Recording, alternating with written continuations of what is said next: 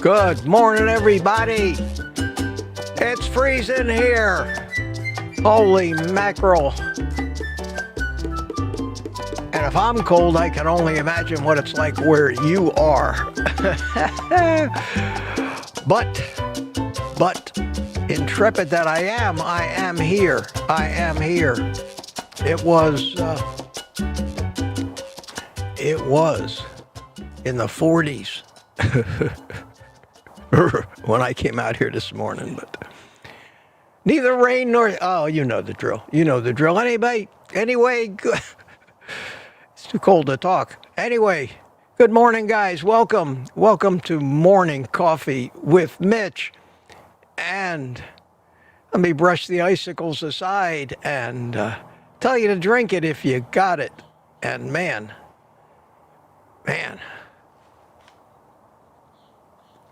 But the good news is the sun is up and out here in my screen room with all the panels shut. It probably will warm up a little bit. Oh, good.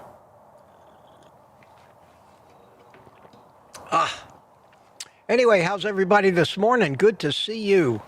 Good to see you. I see we got an active chat, 55 people here. See if I'm live over on Rumble. And yes, I am. And let me say a quick hi to Mike Seeley Sr., Francine BB, Brenda Day. Hi, Brenda. And Lori's Carnivore Story are over there in the Rumble chat. Got 11 people over there. And our chat is going crazy. Ellen is chatting up a storm. And Ellen won't be with me here live today. I don't know what those wannabe student assistant nurses did to her. But she slept in this morning. And that's perfectly okay. But Ellen is going to be in the chat. And if I miss something, Ellen, if there's a question I really should answer and I haven't seen it, I'm going to try to catch all of them. Text me. Just text me and let me know. That way you can communicate with me if you have to.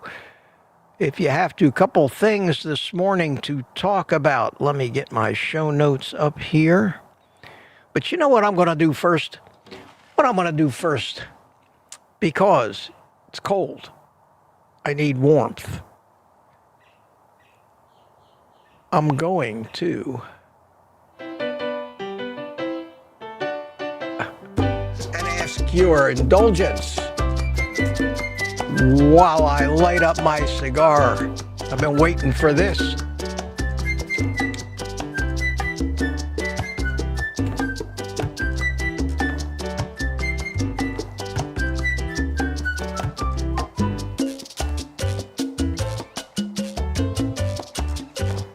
Ah, yes. Not much warmth, but it's a little. Okay, show notes. Wow. I'm sure during the course of this stream, Helen will throw my Buy Me a Coffee link in there so that if you feel the burning need to help me warm up this morning, you throw me a coffee. Any questions you have, QQQ, capital letters in the chat, so that they jump out at me and I can see them easily.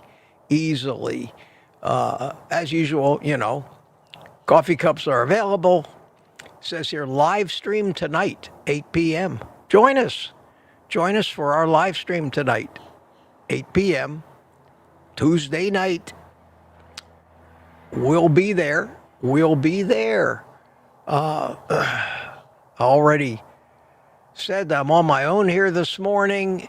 I did notice one comment about my coffee video yesterday, and I thought that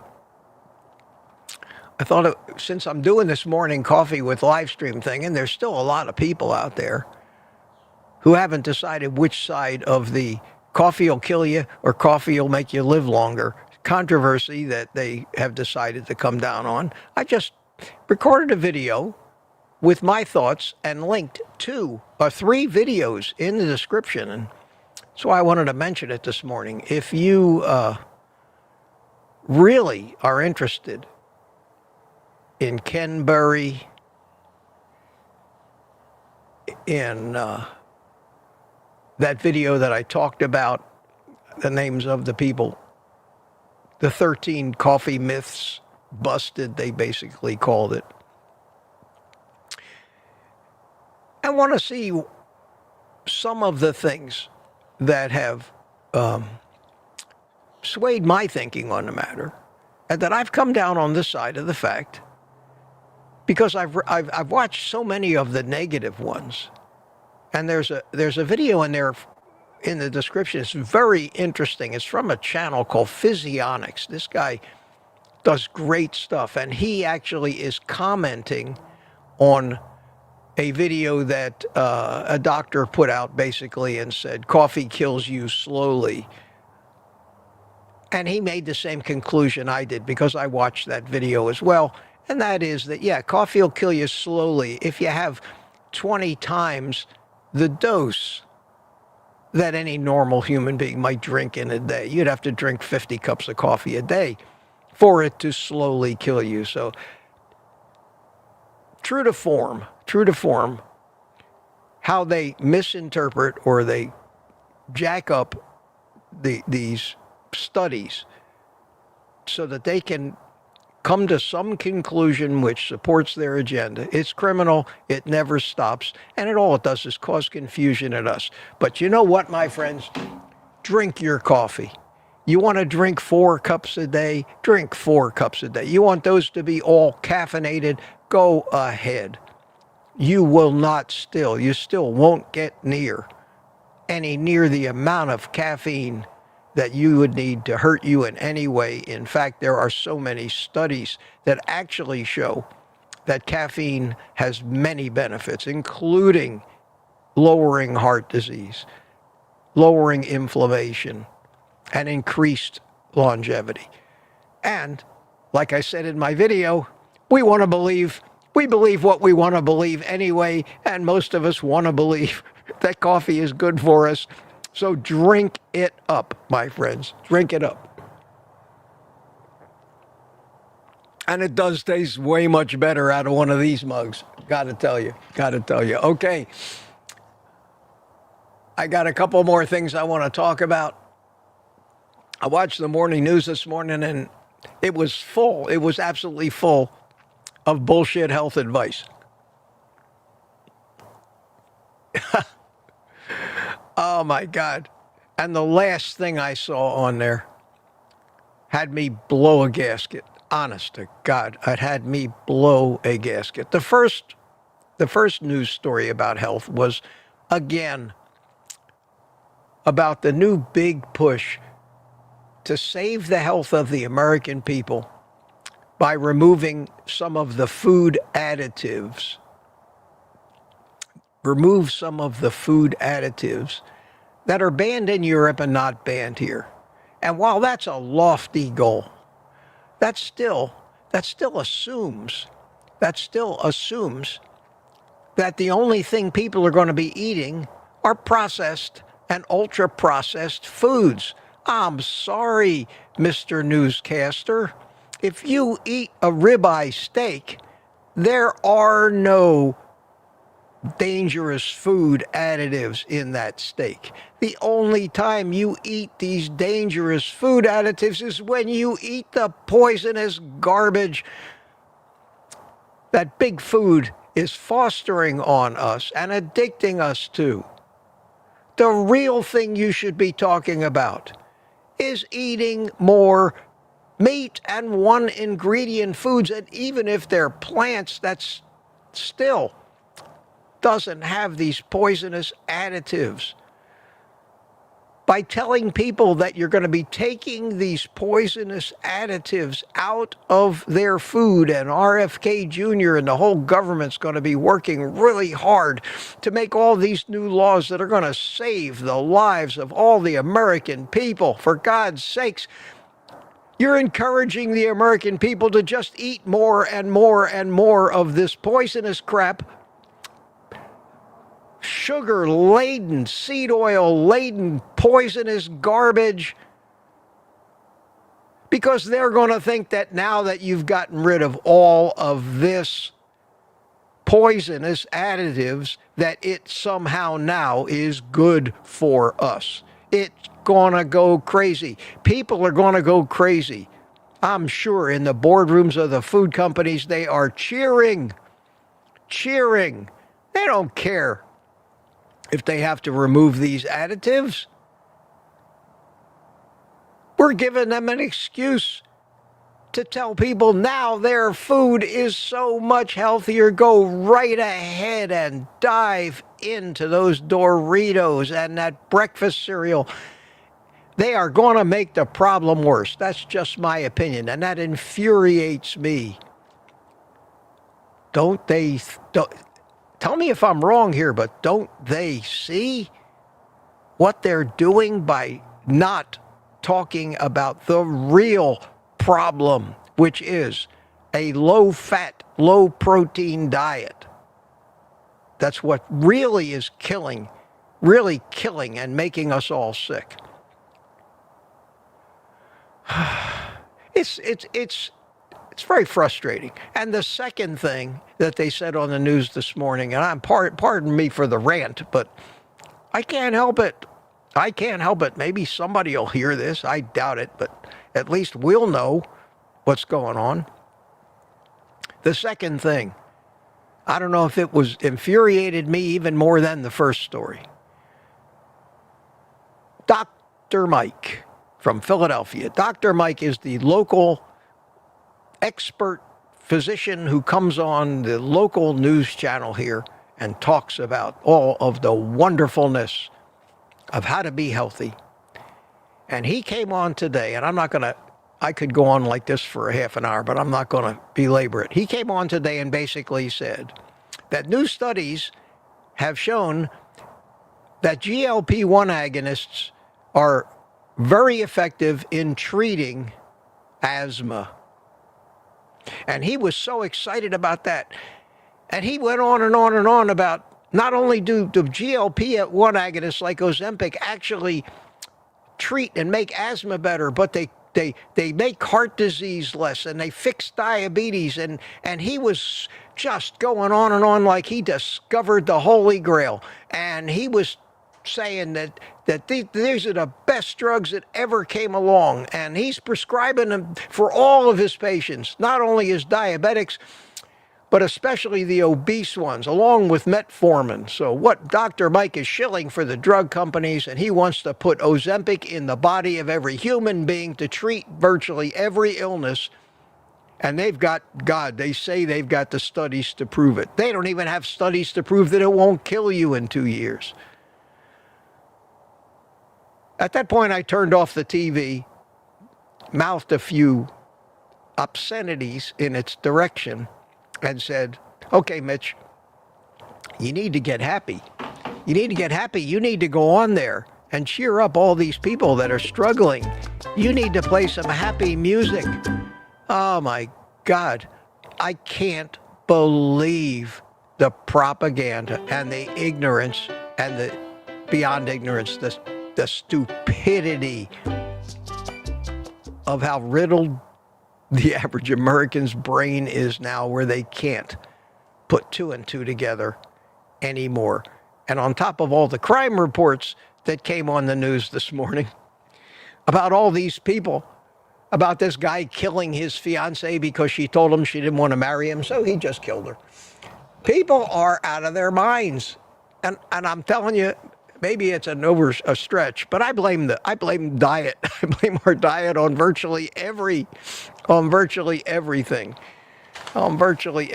And I got to tell you guys, I need to apologize in advance for this, but it is cold out here. It is cold out here. Cold weather makes my nose run a little bit. I could hide myself. I'll mute it, but pardon me real quick.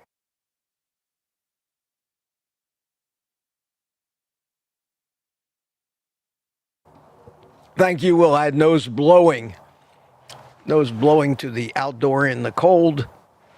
Morning Coffee with Mitch videos. So, all right, not bad. Got through all that in about 15 minutes, all the ranting and raving, and I hope that you'll spread that around and try to tell people, I know it's hard, about the ignorance of what they think the answer to our problem is.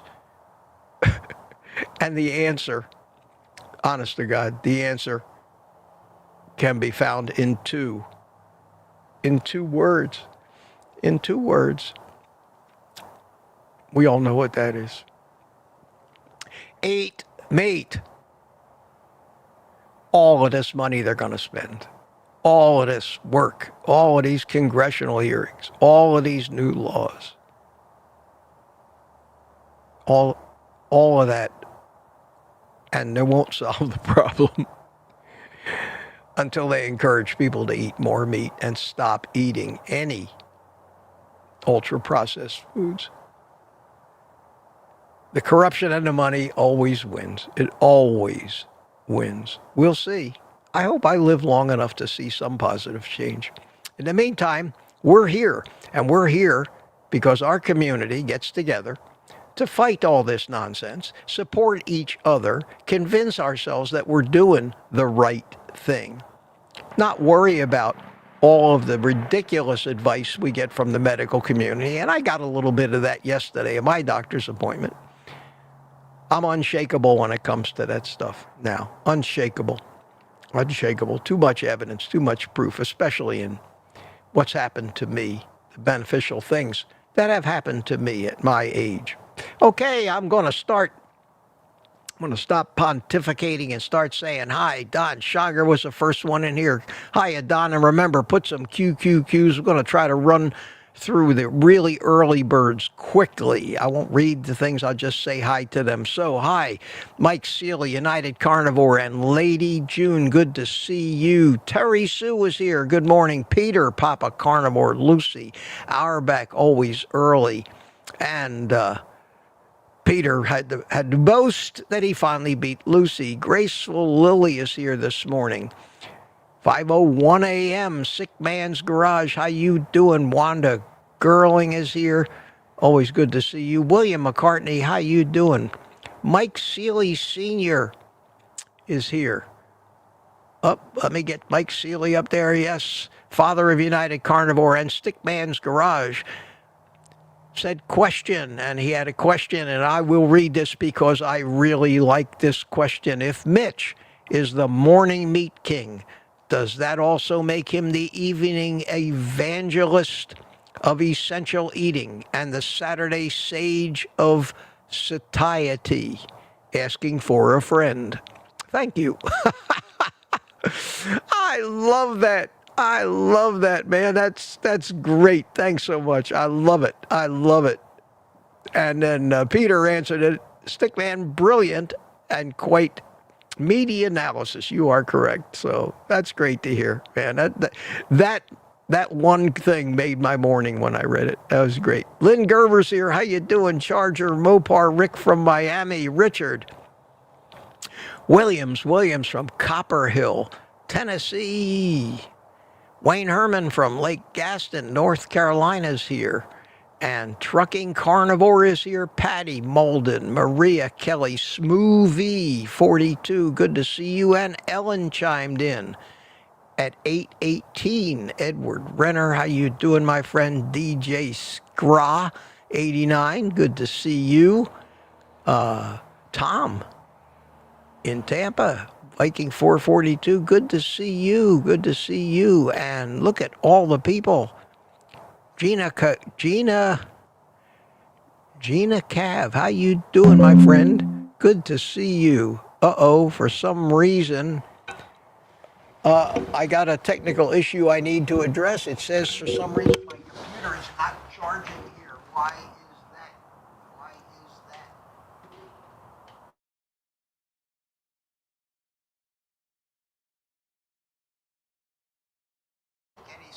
to me. Doesn't make any sense to me. Why is my battery right? I may end up losing something here. Hang on a second. Hang on.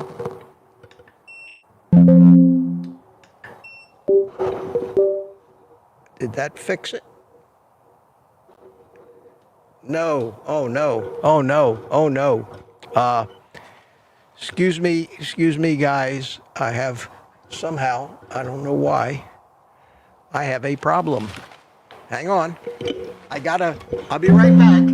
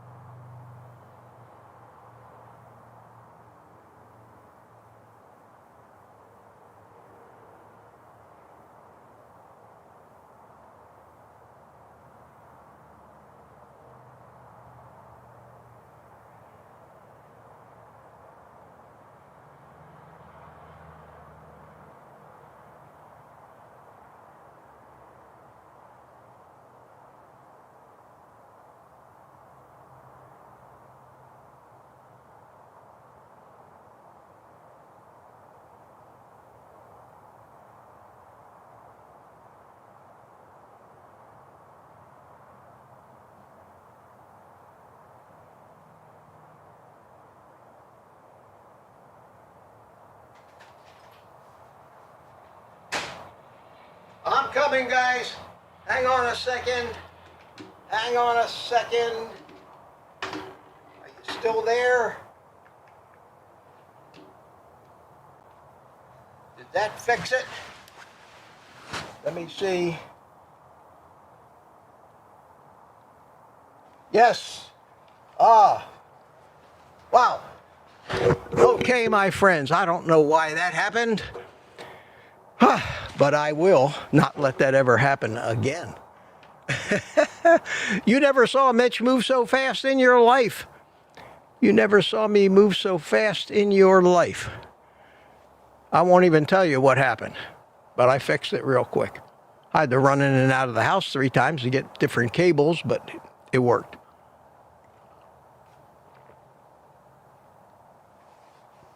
Okay. Wow.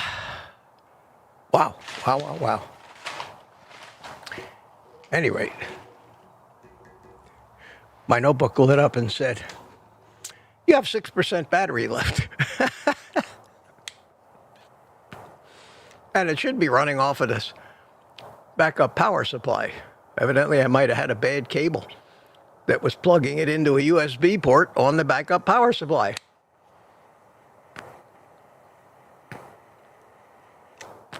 Okay. Everything else seems to be working good. Let's get back to where I was. Sorry about that. That's what happens when I'm the talent, the engineer, the producer. All in one. So let's see here. We've got Smoothie, I think I said hi to you. And Boyd Lamb is here. How you doing, Boyd? Good to see you. I chimed in around there, 8:23. Terry Sue, we're getting closer to 8:30. Yes. So let's get down to 8:30, and I'm looking for some questions. Don Galasso, how you doing this morning? Good to see you. Wow, I'm going to watch the replay. That was interesting. Sandy Blythe, good morning. 8:26. Oh my God, look at all the chat happened before we even started. Steve Studley's here. Hiya, Steve. And Jeff Streslak, good to see you. Good to see you, my friend. Captain America, Steve Rogers is here, and we made it to 8:30 when the stream started. Lori's Carnivore story chimed in. Terry Sue, how you doing? Ah, look who's here. Dixie Scott. How you doing, Dixie? Good to see you this morning. And Lizzie's with us. CB Carmack's here. How you doing, CB? Bob Black. Good morning to you. And Mama Bear. All the usual suspects here this morning. Less junk, more health. Good to see you, my friend. And Mark Whistler. How you doing, Mark? Good to see you.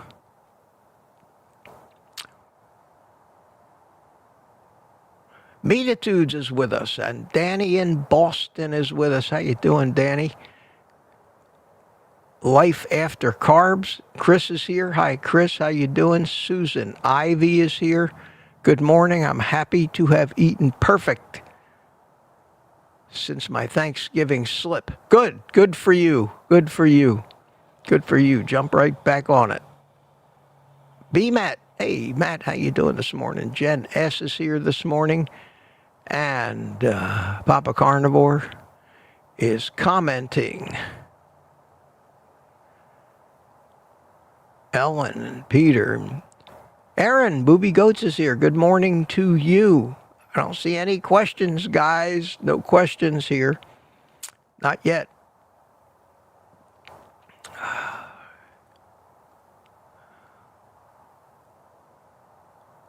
Looking for some new people or a question.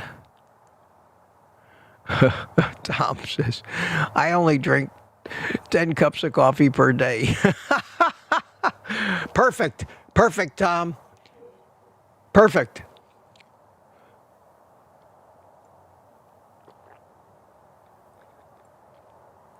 And in that video that I made yesterday, I didn't repeat all of the things that Ken Berry and Physionics and all these other guys went over in their video. They itemized and gave a reason why the myths were a myth, what the benefits were, and their reasoning why. I didn't want to repeat that. I wanted to just talk in general terms and refer you to those videos. So if you're still not sure whether to take my word for it or not, that coffee is not going to hurt you and might even help you in reasonable quantities, I urge you to watch those videos, please.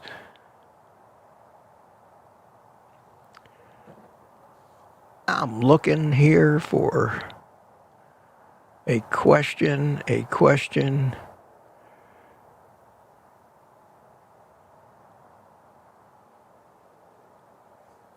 Kitchen Witch, how you doing? Good to see you. We believe what we want to believe. Love that, Mitch. Well, that's pretty well true. People always want to watch videos that support their position and their beliefs. They don't want to watch videos that tell them they're wrong. It's why I don't watch vegan videos. They got nothing to tell me.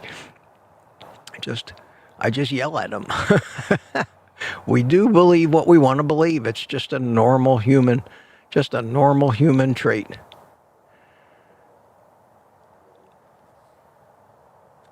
I guess I didn't see what happened, but everybody's congratulating CB Carmack. Did you get promoted or something? I missed it. I'll have to find out what that was.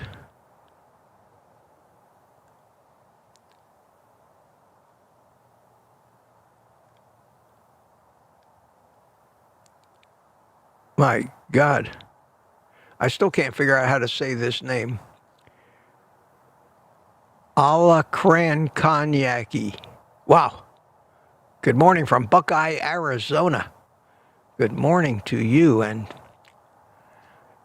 Jack 51 is here. Says good morning. So people were still chiming in, 8:41. So I'm about 20 minutes behind in the chat now.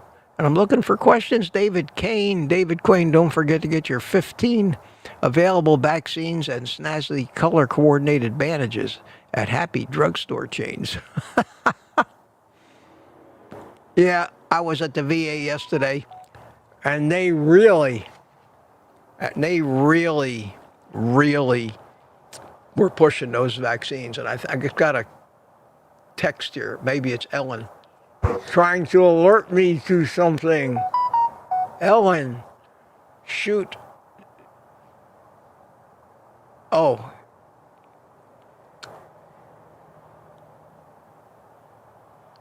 Question about carnivore without a gallbladder. Name got cut off. And yes, CB got a promotion. Congratulations, CB. Thank you, Ellen. Thank you for telling me that. And carnivore without a gallbladder. Yeah, I can talk about that. I'll take a second to do that. And you don't remember who it was, but whoever asked that question, many people that do carnivore, we've talked about this before, many people that do carnivore have either had their gallbladder removed because they don't hesitate to remove gallbladders. Honest to God, they just do not hesitate to remove gallbladders. They don't have to remove all the gallbladders they do, but they're just happy little surgeons.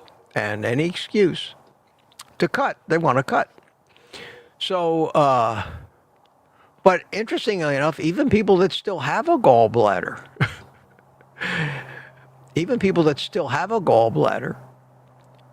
will have problems or can have problems when they first start carnivore and then again start eating.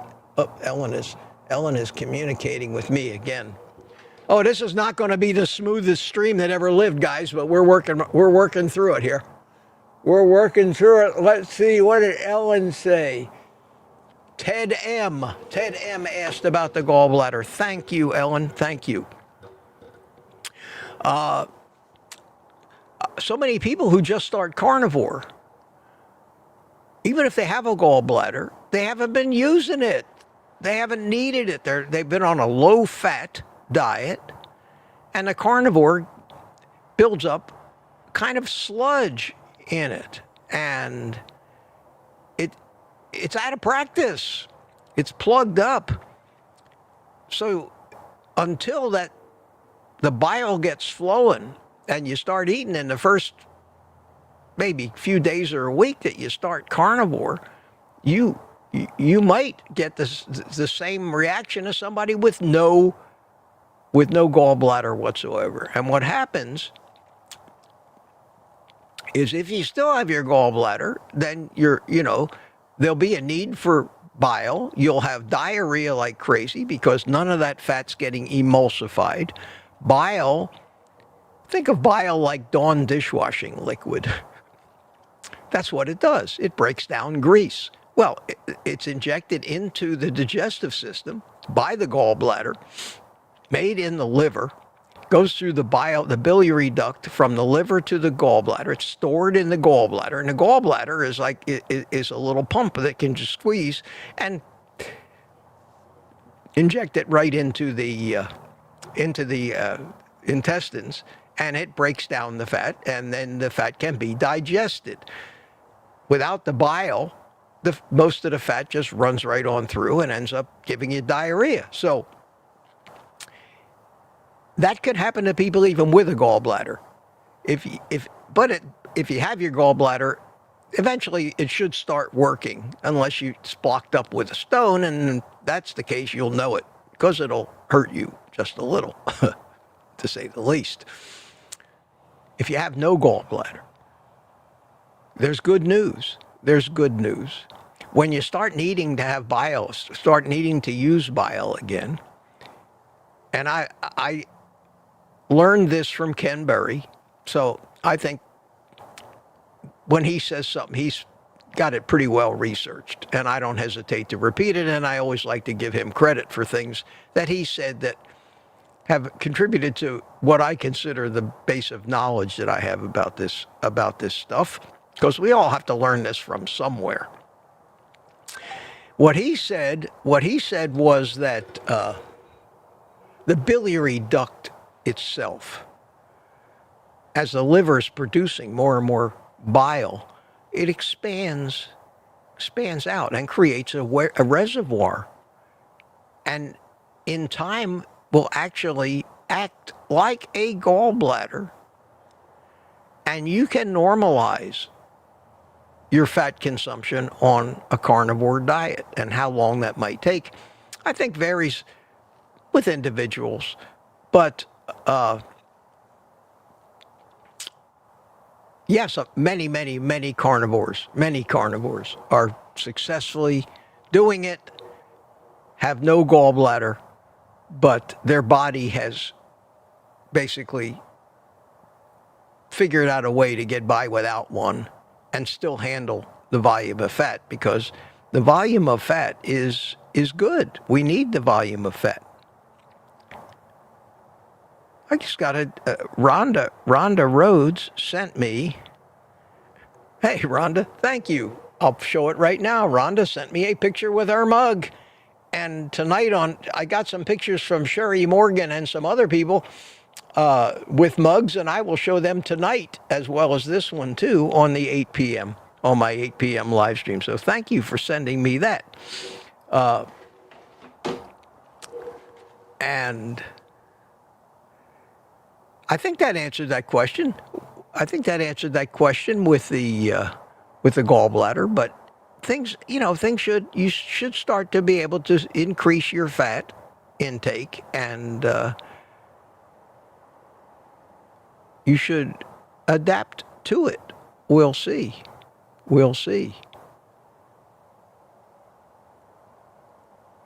And Peter is telling people what Dr. Burry says. Okay. All right. Oh my God. I'm looking at the chat. The chat is so full today. It's crazy.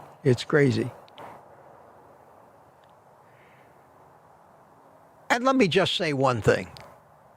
And let me just get this out. And if it creates hard feelings, I'm very, very, very, very, very sorry. Peter, my friend, I love the hell out of you, guy. I absolutely love you. You've accomplished great things on carnivore. You really have. I appreciate the fact that you're in here.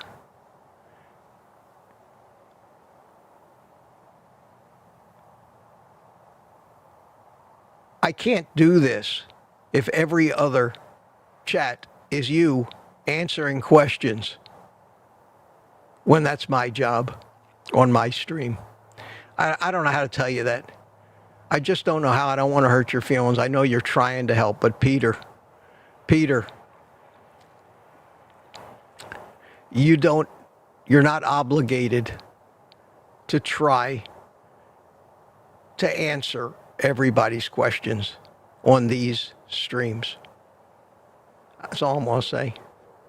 And if you get pissed off at me and never want to see me again, so be it. But I hope not. Because I do love you. You're a great guy. And very helpful guy. Yep.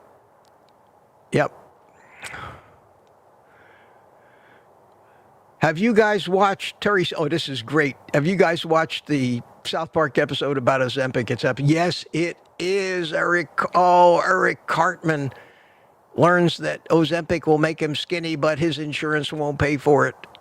That was the greatest. They do such great things. And if anybody hasn't seen that episode of South Park, it's a recent one too.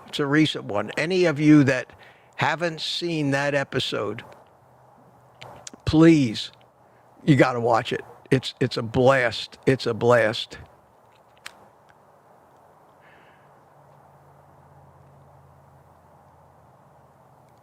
Let me see. Let me look down here at.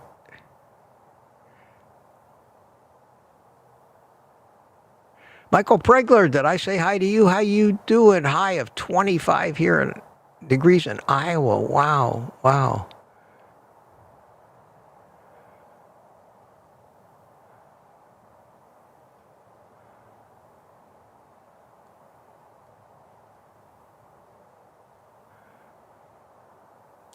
I'm trying to read the chat. I'm looking for questions. And another text here, and that's the way I'm communicating with Ellen. And her text says, from Boyd Lamb. When teaching your main message of carb addiction, you often mention the subconscious mind thoughts on relationship, if any, between the gut microbiome and our subconscious. Wow. I don't know if I get that. You often mention the subconscious mind thoughts. Oh, subconscious mind. Thoughts on relationship, if any, between the gut microbiome and our subconscious mind. Well, okay, I get the question. I guess that's in the chat, and I haven't gotten to it yet because I'm way behind in the chat. So let me do this. Here's another question. Mitch, did you see the Rogan interview number 20? In the very beginning, they talk about meat. It's very interesting that Elon. Oh yeah, I've seen that. Yes, I've seen that, and my phone is going off. And this is one of those very, very, very confusing live streams. Sorry, guys. Sorry, I'm still a little shook up from the fact that I almost had all my computer just end up shutting itself off here, right in the middle of everything. And I'm just trying to get through this chat, and there are hundreds and hundreds and hundreds of entries in it right now. Way too much to get through. Way too much. I got a question from Ted M here, but let me quickly address the text that Ellen sent, Boyd Lamb's question. All those little symbiotic bacteria that we have everywhere in our body do contribute certain compounds.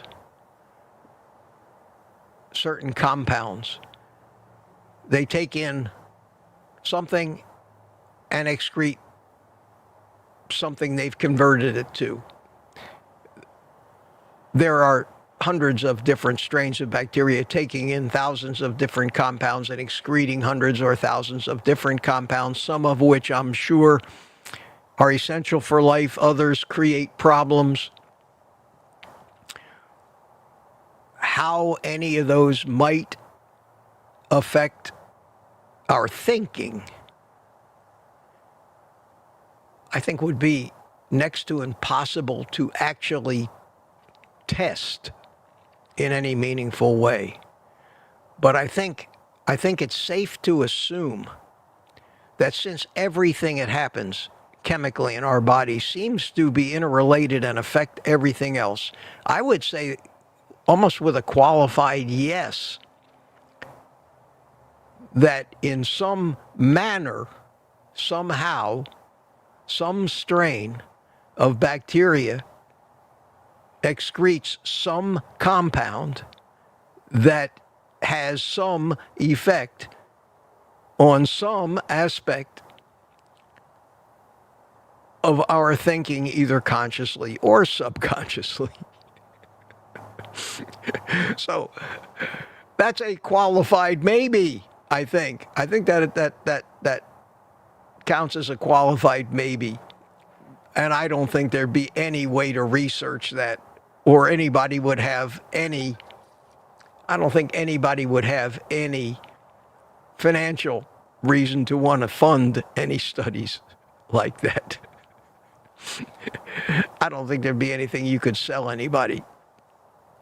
So that's an interesting question, and right off the top of my head, which is warm under my knit cap, I would say that probably yes.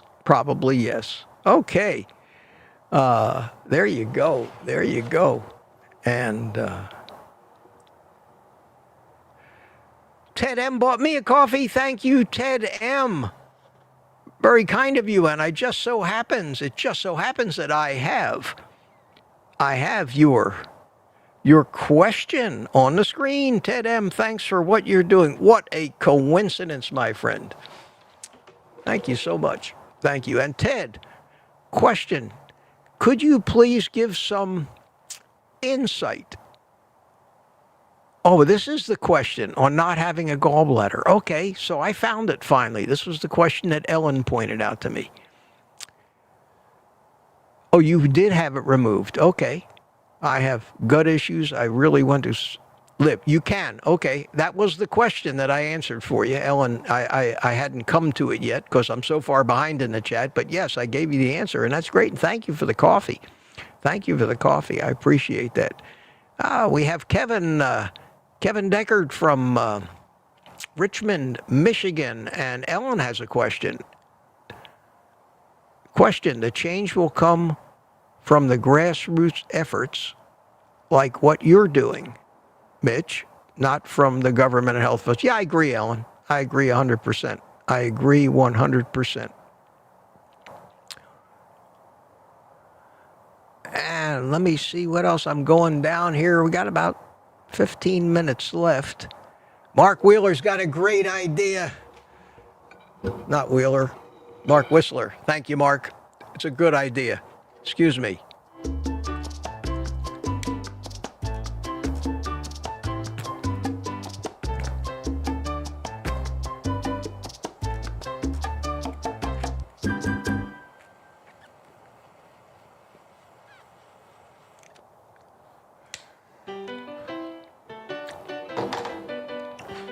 We have a couple words in Yiddish to describe what I'm going through here this morning. Not only was it ridiculously cold for Florida when I first got out here, but it's been a very interesting stream. I wasn't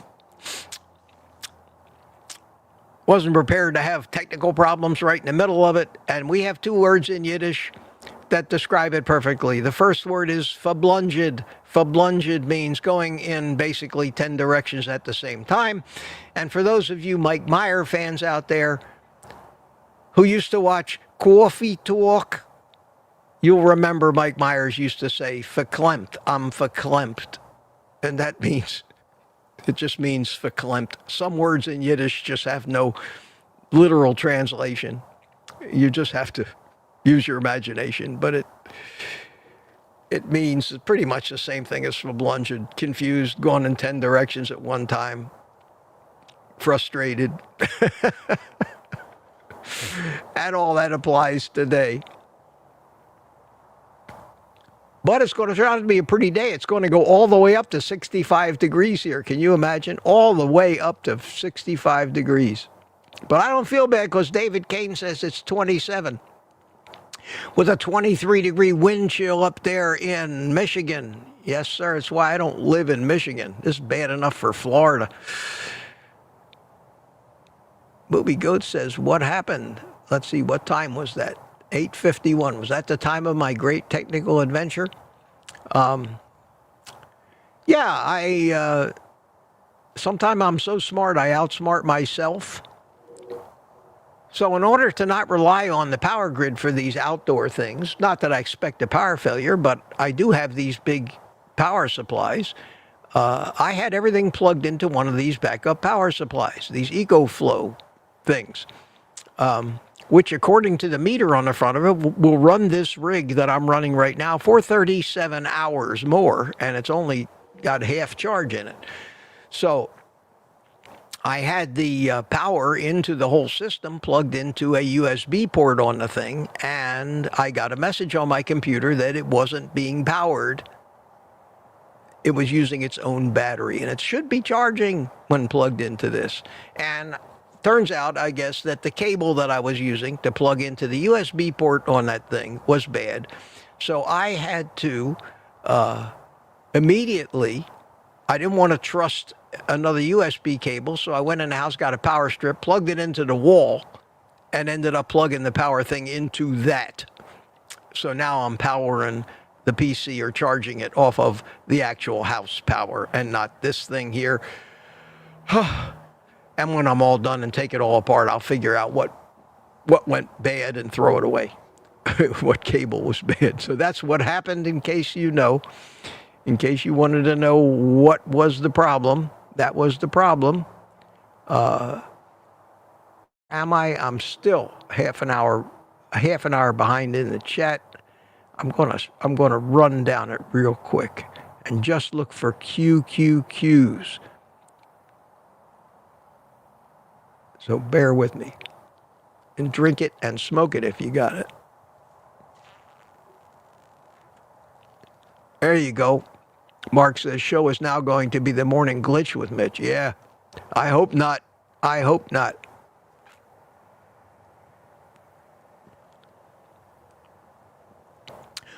Here's somebody I haven't seen before. Let Chris talk. Go ahead, Chris. Talk away, my friend. Talk away. Here, this is James Ballou question. I hear people saying they have a problem with dairy. I'm curious about what the symptoms usually are. I would imagine that the symptoms would probably be digestive in nature, some kind of digestive problem. And I would think that if they were eating a lot of full-fat dairy, that it might be leaning towards the looser end of the digestive problems because of just the amount of fat. The amount of fat. There are also people who are just lactose intolerant. So if they eat dairy with too much lactose, which is any of the skim dairy and skim cheeses, whatever symptoms they might have from their lactose intolerance would show up as well, whether they're a carnivore or not.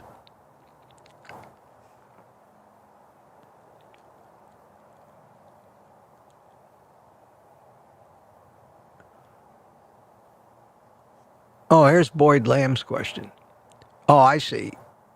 Ellen left out the punctuation when she typed it into the chat about the microbiome. That's why I was having trouble reading it.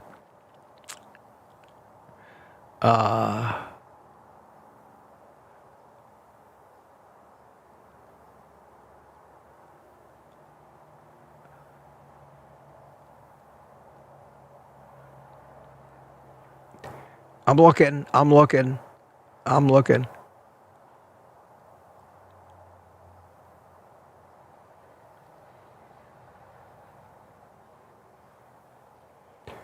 122 people here. Let me take a quick look over.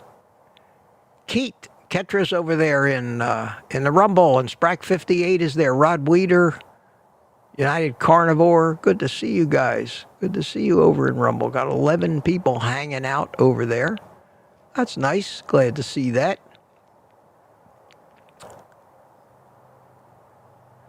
Mark Booz, good morning, my friend. How you doing? Here we go. Question, Meatitudes. What is the most popular coffee mug? Oh, man. Thank you. Thank you for shilling for me. There's still... Wow, this is now iced coffee this morning. How about this? Not bad, though. Tastes pretty good.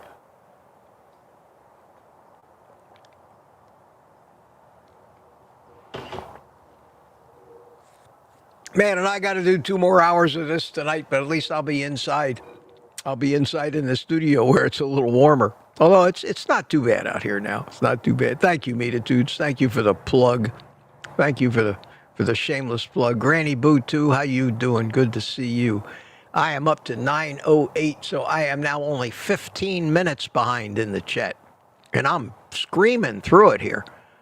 I have never seen so much chatting going on.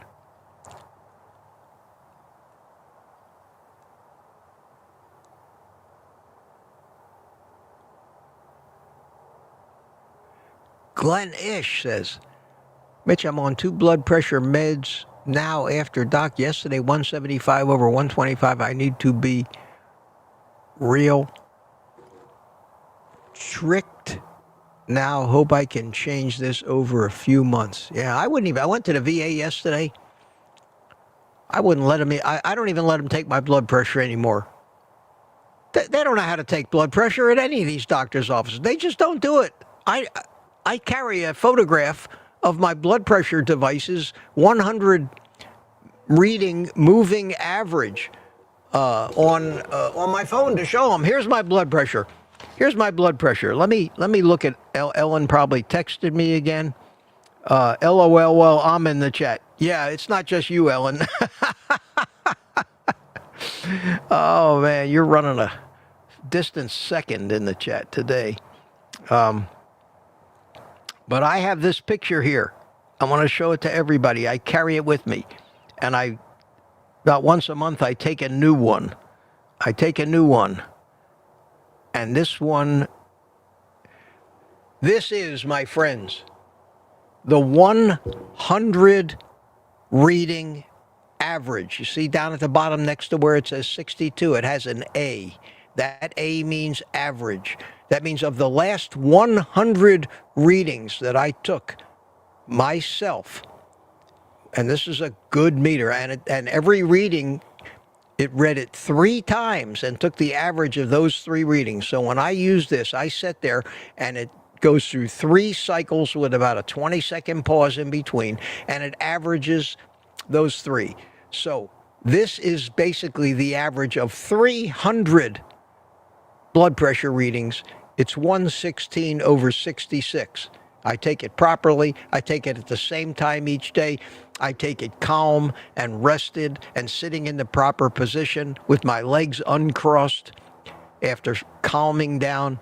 And when I go into any doctor's office, anywhere, they tell me I need to be on 12 blood pressure medications. My blood pressure is 190/140. They have never in my entire life ever did a proper blood pressure reading on me, and I have white coat syndrome. I get stressed out because I know it's going to be high, and then boom, sure it is. And I know that this machine is accurate because I have 2 other machines as well that read the same as this one does. And if somebody bothers and knows what they're doing to let me calm down, puts a sphygmomanometer, the thing, you know, when they do it manually without these friggin' machines that blow up and let off and keep blowing up and hurting you and squeezing you tighter and tighter because they're making your blood pressure higher and higher because you're so upset about the fact that this thing is going to take your arm off because it gets any tighter. If they actually know how to take a blood pressure, use a stethoscope, my blood pressure always comes out below 120/70. I will not allow those people to put any of those crazy machines on me anymore. And you wouldn't believe their face when you go into a doctor's office and say, no, I do not want you to take my blood pressure. And then if they think I'm trying to hide something, it's none of their business anyway. We have the right to decide what we want to have done and what we don't. I tell them, no, I do not want my blood pressure. You want to know what my blood pressure is? I take out this. I take this out and I say, there, that is my blood pressure. Write it down. That's my real blood pressure, not the bullshit that you give me. I'm so tired of this medical community. You need them. When you need them, you need them. But God, this stuff that they keep doing to try to help you micromanage your health with all their bad and deadly advice, count me out. I quit. I am not going to. I'm simply not going to play their game anymore. And I'm doing better than all of them. All of them.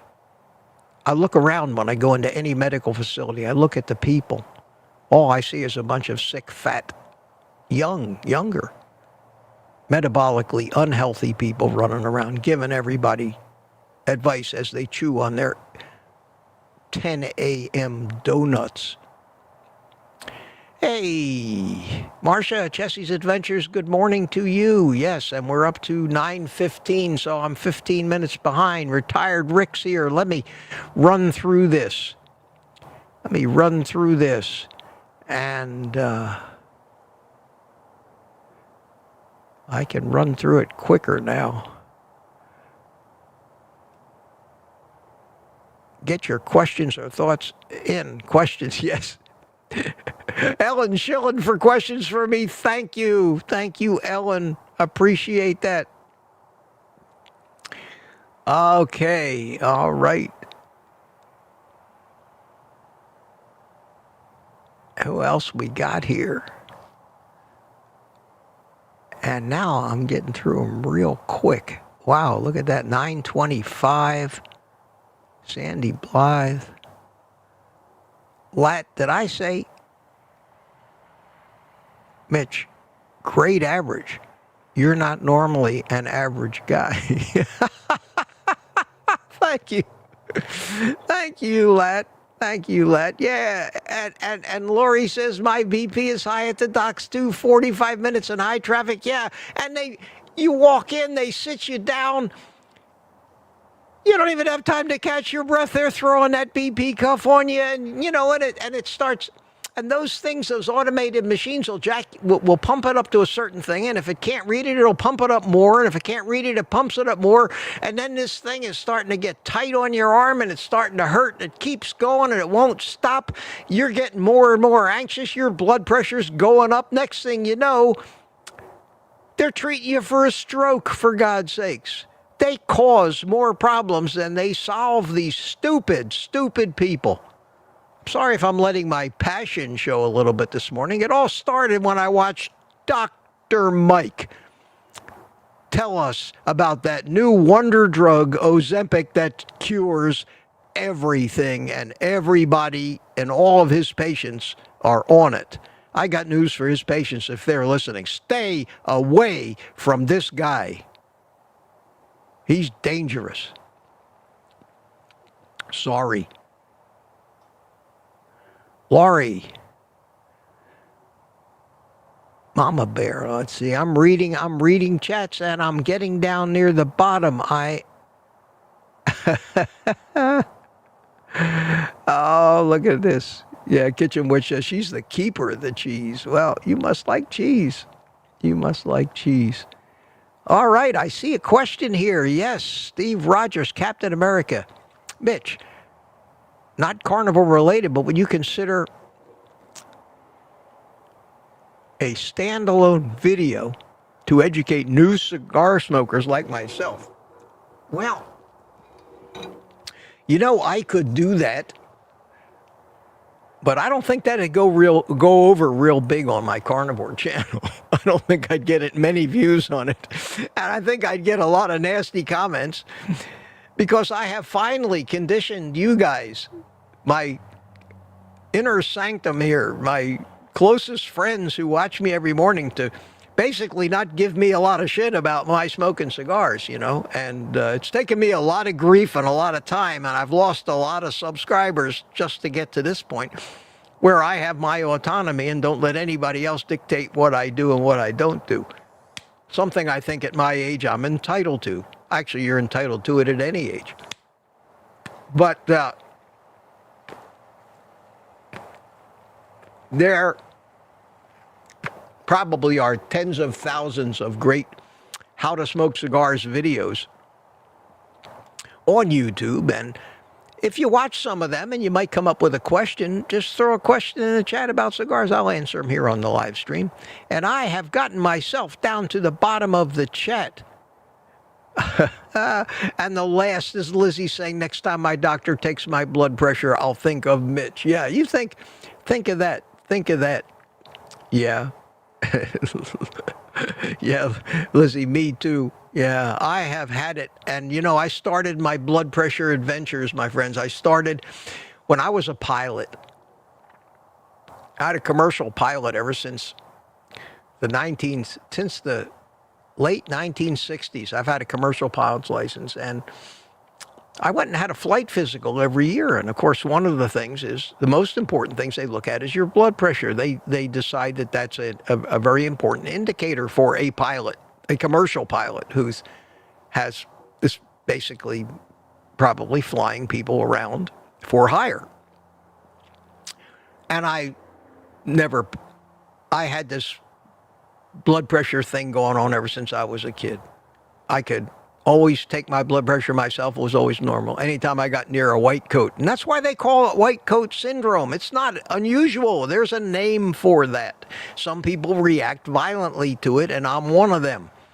And I was told this way back then by the doctor that was taking my blood pressure. He says, because he would finally, he just put me in an exam room. He told me, lay down on the exam table. He shut the light off. He said, relax for 15 minutes. I'll come back and take your blood pressure. And he came back. I'm laying down. He said, okay, sit up, put your feet on the floor, sit up at the table, put your arms up at heart height on the table. He took my blood pressure manually. They didn't have these stupid machines back then. And my blood pressure was perfect.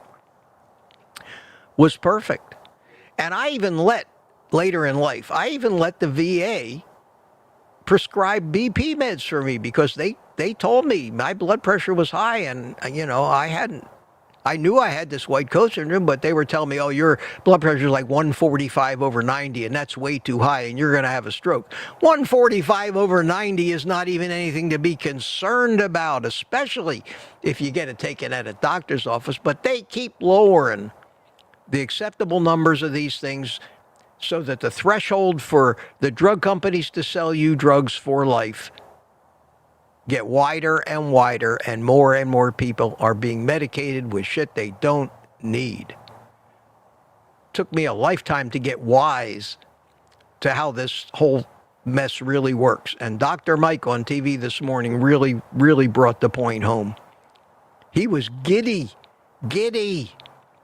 thinking, and I think he actually believed this, that he is now going to cure all heart disease, all asthma, all diabetes, all inflammation by prescribing Ozempic to people, which will, in so many cases, absolutely ruin their lives.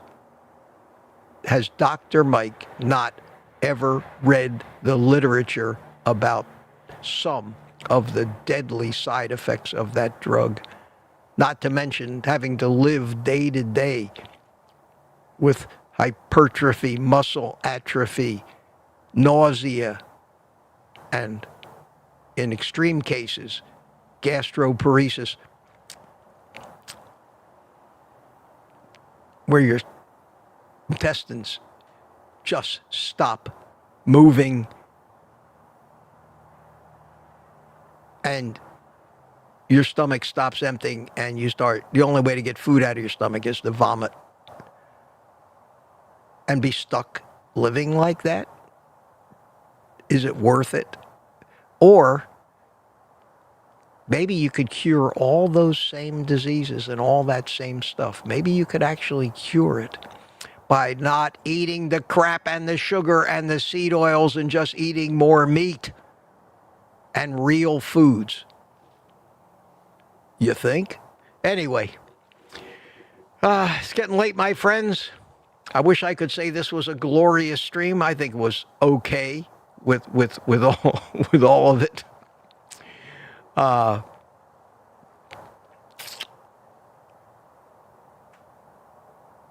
reflect on it. I'll probably watch it again in horror, but you're all still hanging in with me, so thanks so much for coming. Thanks so much for coming. And if you're still here, you guys are going to get treated. You're going to get treated to a 20-second outro. And if you don't know what an outro is, it's the opposite of an intro. So I now have an intro, a little 30-second countdown, and I made an outro so that it won't just cut off after I give you the day off. You'll have a little outro. And I hope you enjoy it.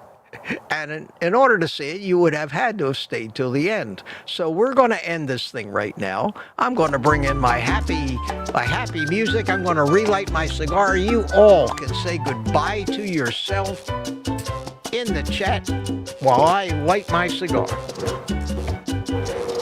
Which, true to form for today, I just dropped. Anyway.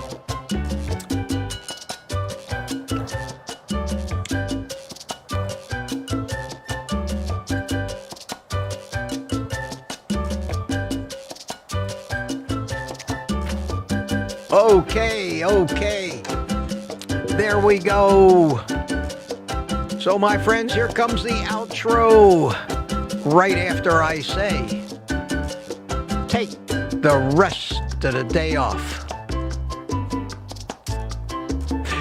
and eat meat.